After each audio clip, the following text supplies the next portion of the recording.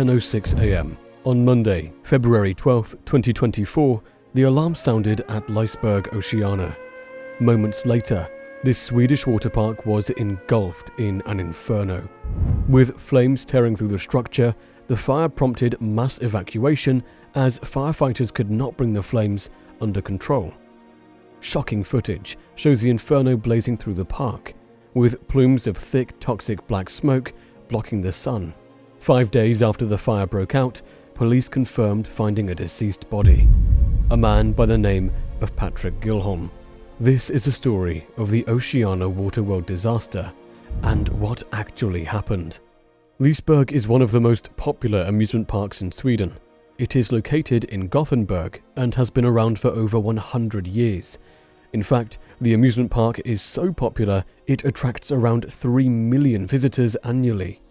With years of success and almost no serious incidents, Liseberg began construction of the Oceana Waterpark in 2020. The main goal was to create the largest water park in Scandinavia, and the total area measured 108,000 square feet, 10,000 square meters, with 14 different attractions and a capacity to hold around 1,750 visitors at one time. The addition cost the park around $116 million, and had it been completed, it would have been one of the biggest water parks in Europe. Oceana Waterworld would only be rivaled by the likes of Siam Park in Tenerife, Spain, and Lalandia in Denmark. The variety of water slides, pools, and theme zones were inspired by Gothenburg's maritime history, with the Swedish East India Company largely influencing the project.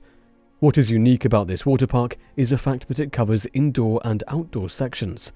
This decision aimed to make the water park functional during the summer and winter months. According to the official park page, the water park started construction in 2020, and the original timeline suggested that it would take approximately 3 years to complete. Unfortunately, this would be much easier said than done.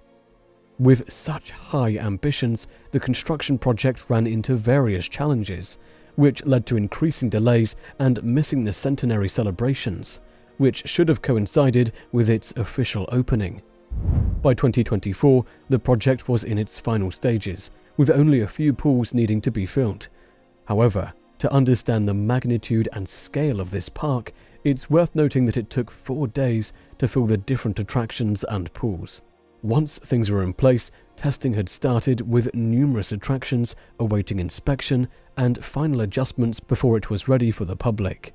With so many disasters happening at these theme parks, Liseberg took every possible precaution to ensure it retained its incredible safety record.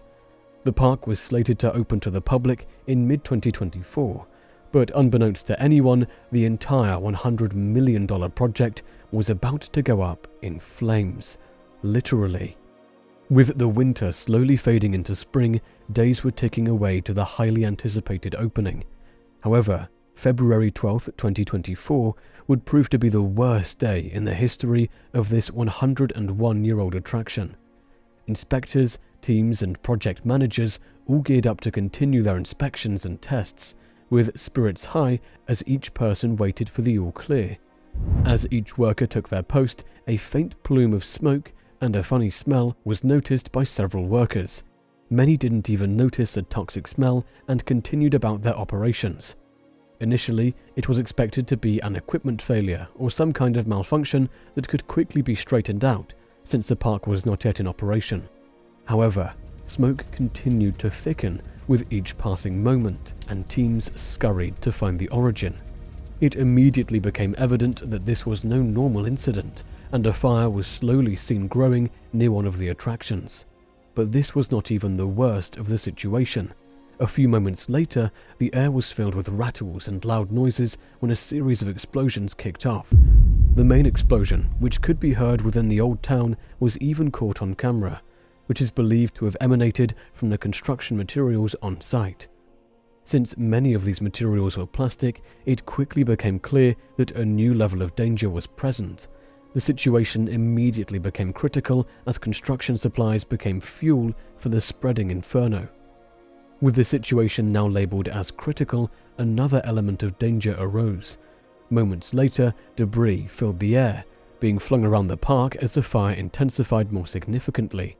Various video clips show just how dangerous and tense the situation on the ground was before medical services arrived. As alarms and the sound of an inferno replaced the sound of the construction equipment, workers kicked into overdrive, guiding and directing as many people as possible away from the site. According to various employees, the windows started shaking and parts of the slide were flung around. One of the firefighters at the scene was Fire Officer Joachim Hallenberg, who would later have the following to say on Swedish television. "When we arrived, we were met by a fire inferno. When it blew, the visibility went to zero in a fraction of a second."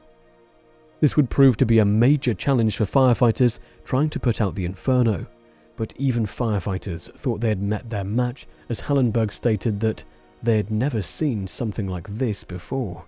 However, the incredible training of these fire officers kicked in as the teams worked tirelessly to contain the incident, but the instability of the structure proved to be another challenge. Authorities would later make the critical decision of evacuating some of the facilities adjacent to the water park, with the Grand Curiosa Hotel one of the first sites to be evacuated. But even as the firefighters used all the tools at their disposal, it would take nearly 2 days of fighting to contain the fire. During that time, the dangers of heat and the fact that another explosion could kick off at any moment were in the minds of these brave officers. But if it hadn't been for the structural engineers working on the project, firefighters might not have won this battle as easily. It was their bravery and willingness to assist and guide firefighters around areas at risk of collapse that ultimately helped with the containment of the area. Ultimately, a specialized foam was used to smother the fire in the more active areas, and at the end of more than 2 days, the site was finally stabilized. By the end of the ordeal, only 16 people had minor injuries, ranging from smoke inhalation to minor cuts and bruises. But as the dust settled and inspectors went to evaluate the site and find out what had happened, one man by the name of Patrick Gilholm would raise major concerns. His absence was noted by many who did not know what had happened to one of the most important people on the project. Extensive search and rescue efforts were launched to locate Mr. Gilholm, but his fate would tragically be uncovered only after all the flames had been put out.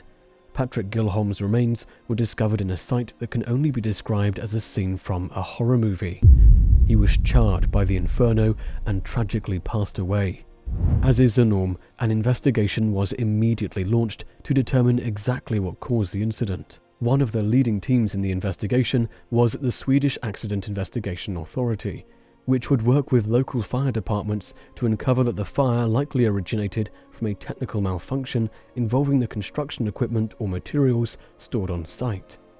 Numerous other factors were also investigated, suggesting that the materials, which involved many flammable materials and chemicals, were a ticking time bomb that could have kicked off at any moment. However, the safety measures taken by park officials and other individuals on the project were up to standard.